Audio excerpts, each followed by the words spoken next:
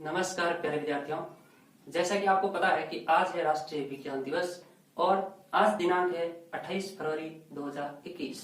तो यह दिवस क्यों विशेष है और क्यों 28 फरवरी को ही मनाया जाता है हर वर्ष, तो आइए जानते हैं इसके बारे में पूरी जानकारी। क्या है इस विज्ञान दिवस की इस बार की थीम,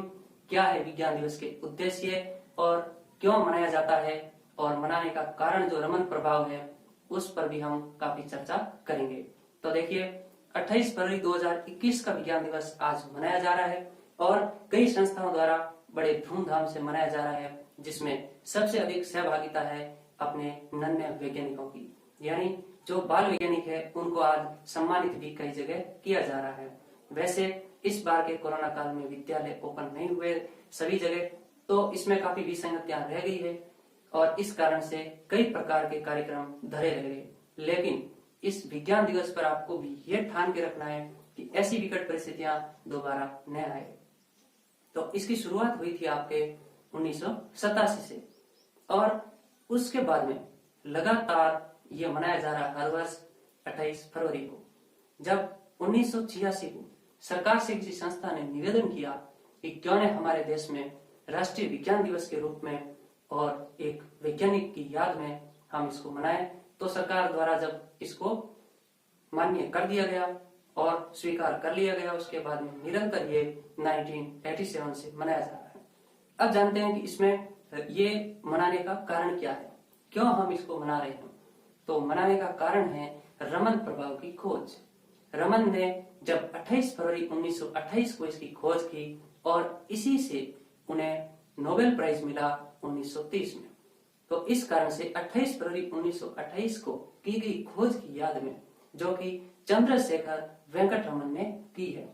तो ये जो चंद्रशेखर वेंकट रमन है, इन्होंने 28 फरवरी 1928 को की थी रमन प्रभाव की खोज और इसी दिन इन्होंने इसको प्रकाशित करवाया था। यानी यह दिनांक है आपके रमन प्रभाव को प्रकाशित करवाने की। तो इसमें इस बार की विज्ञान दिवस की जो थीम है हमारे देश में, वह थीम कुछ इस प्रकार है: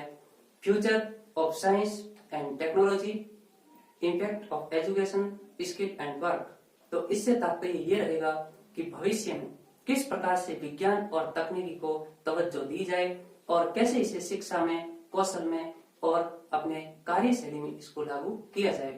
कि किस प्रकार से भावी पीढ़ी के लिए हम विज्ञान और तकनीकी का उन्हें इस्तेमाल करना सिखाएं, साथ ही एजुकेशन में, स्किल डेवलपमेंट में और कैसे वर्क सोसाइटी में इसको शामिल किया जाए। यानी हम सारे कार्य जो है वैज्ञानिक तरीके से किस तरह से संपन्न कर सकें और हमारी स्किल डेवलपमेंट करके हम एजुकेशन लेवल के साथ में, यानी हम शिक्षा के माध्यम से किस तरह बच्चों को प्रेरित करें कि अपने भविष्य का विज्ञान और तकनीकी कुछ अच्छे प्रभाव के साथ में हमें मिले। तो ये जो रमन प्रभाव है, इस कारण से इस की गई एक विशेष खोज के सम्मान में ये जो दिवस मनाया जा रहा है, इसके भी कुछ विशेष उद्देश्य हैं, जिसमें अपने देश में विज्ञान के प्रति रुचि और जागरूकता को बढ़ाना, विद्यार्थियों को प्रेरित करना, बाल वैज्ञानिकों को मौका देना और उन्हें प्रेरित करना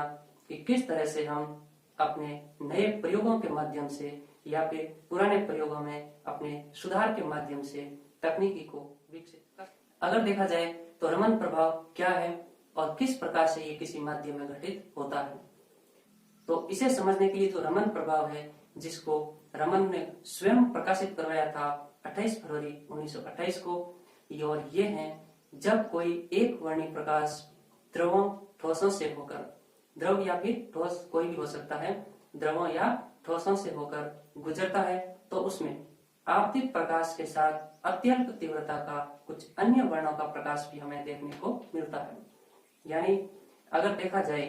तो हम किसी भी माध्यम में, जैसे हम ऐसी कई घटनाएं देखते हैं, जैसे इंद्रधनुष का बनना, आसमान का नीला दिखाई देना या फिर गहरे समुद्र का नीला दिखाई देना, तो सभी में कोई ना कोई अवश्य कोई प्रभाव होता है और यही इसमें आपको उसमें एक प्रभाव के रूप में, अलग रंग के रूप में हमें दिखाई देता है। अगर अन्य शब्दों में कहा जाए तो जब प्रकाश किसी पारदर्शी माध्यम से निकलता है तो उसकी प्रकृति और स्वभाव में परिवर्तन हो जाता है, और जब यह माध्यम ठोस, द्रव या फिर गैस किसी में से भी अगर गुजरे तो यह घटना घटित होती है और इस दौरान माध्यम के अणु प्रकाश के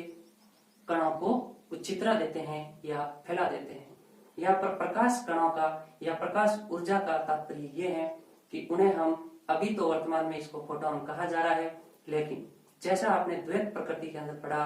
कि किस तरह से इसकी एक तरंग प्रकृति और कणीय प्रकृति अलग अलग प्रभावों में देखी जा सकती है, तो रमन प्रभाव के दौरान हम इसको कणीय प्रकृति अधिक कह सकते हैं और इस दौरान वो कण फैल जाते हैं। तो ये था अपना रमन प्रभाव और रमन प्रभाव पर की गई ये खोज। अब हमें ये करना होगा कि जो पहले की गई खोज है या फिर उसमें कोई अगर आपको सुधार का नजर आता है, जैसे रमन प्रभाव वर्तमान में भी कई परिप्रेक्ष्यों में नए जो अभी वैज्ञानिक प्रयोग कर रहे हैं वो भी इसको काम में ले रहे हैं और इस प्रभाव के कारण अभी वर्तमान में जो अपनी रिसर्च चल रही है वो सबसे बड़ी रिसर्च अपने कैंसर की कोशिकाओं की खोज पर है कि यहाँ पर किस तरह से बिना किसी चीर फाड़ के शरीर के अंदर की बन रही कैंसर की जो कोशिकाएं बन रही है या फिर कोई गांठ बन रही है उसका किस तरह से पता लगा सके, कैसे हम उसको डायग्नोसिस कर सके। तो इस प्रकार से और भी कई खोज हैं जिसमें नए बैक्टीरिया को विकसित किया जा रहा है जो बाहर से उस बैक्टीरिया को प्रवेश कराने के बाद उसको ट्रेस किया जा सके और वह हमारे शरीर के अंदर के रोगाणुओं को पहचान सके। तो उसमें भी रमन प्रभाव काम में आ रहा है। रमन प्रभाव का अपने रक्त संबंधी भी एक नया प्रयोग चल रहा है कि हम बिना किसी रक्त को सैंपल के रूप में लेकर चेक करने की बजाय सीधा हम स्पेक्ट्रम के माध्यम से रक्त की संपूर्ण जानकारी, उसमें उपस्थित विभिन्न पदार्थों की जानकारी आसानी से ले सकते हैं बिना किसी रक्त का सैंपल लिए। तो इस प्रकार की कई खोज और भी चल रही हैं और वैज्ञानिक निरंतर रमन प्रभाव को उपयोग में लेने के लिए कई तरह से प्रयोगों को अपना नया रूप दे रहे हैं। एक घटना सुनाऊं तो वह ये है कि जब रमन किसी नाव पर सवार होकर विदेश जा रहे थे, उस दौरान उन्होंने ये सोचा कि पहले कभी वैज्ञानिकों ने ये जो बात कह दी है कि जो अपना आसमान का नीला रंग है उसी की परछाई दिखाई देती है समुद्र में और इसी कारण समुद्र का रंग नीला है, लेकिन रमन के मन में ये बात खटक रही थी और इन्होंने इसको नकारने के लिए ही ये प्रयोग किया और नाव पर सवार होने के साथ में ही उन्होंने ऐसे एक छोटे जेबी स्पेक्ट्रोमेट्री यानी जेब में रखने लायक छोटा स्पेक्ट्रोमीटर उन्होंने साथ रख लिया और नाव पर उन्होंने कई प्रयोग किए जिससे उन्होंने ये निष्कर्ष निकाला कि यह जो नीला रंग है समुद्र का या फिर ग्लेशियर के पास में भी उन्होंने देखा तो इसका नीला रंग जो है वह कोई आकाश की एक प्रतिबिंब के रूप में नहीं है। जिस प्रकार आकाश स्वयं नीला दिखाई देता है वह वायुमंडल में से नीले रंग के प्रकीर्णन का एक प्रभाव है, तो इसी रूप में समुद्र के अंदर भी जो प्रकाश की किरणें एक द्रव माध्यम में प्रवेश करती है तो ये भी नीले रंग को वहां से प्रकीर्णित करती है और इस कारण समुद्र का रंग भी नीला दिखाई देता है। तो उस प्रयोग ने रमन को प्रेरित किया और उसी पर उन्होंने 7 साल तक अपनी युवा टीम के साथ में कई तरह के प्रयोगों के माध्यम से सिद्ध किया और तभी जाकर ये प्रभाव उन्होंने 28 फरवरी 1928 को प्रकाशित करवाने में सफलता हासिल की। तो आज अपने इस राष्ट्रीय विज्ञान दिवस के अवसर पर हमने ये जाना कि किस तरह विज्ञान दिवस मनाया जाता है, क्यों मनाया जाता है और क्यों मनाया जाना चाहिए। इस बार यह विज्ञान दिवस रविवार के कारण कई विद्यालयों में मनाया नहीं गया। वैसे सरकार को ये ऐसा आदेश देना चाहिए कि राष्ट्रीय विज्ञान दिवस के दिन या इसको अगले दिन ही क्यों न मनाया जाए, लेकिन मनाया अवश्य जाए।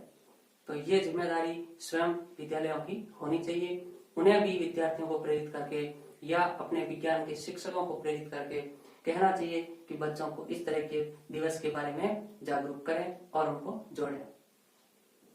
अंत में पुनः आप सभी को राष्ट्रीय विज्ञान दिवस की हार्दिक शुभकामनाएं।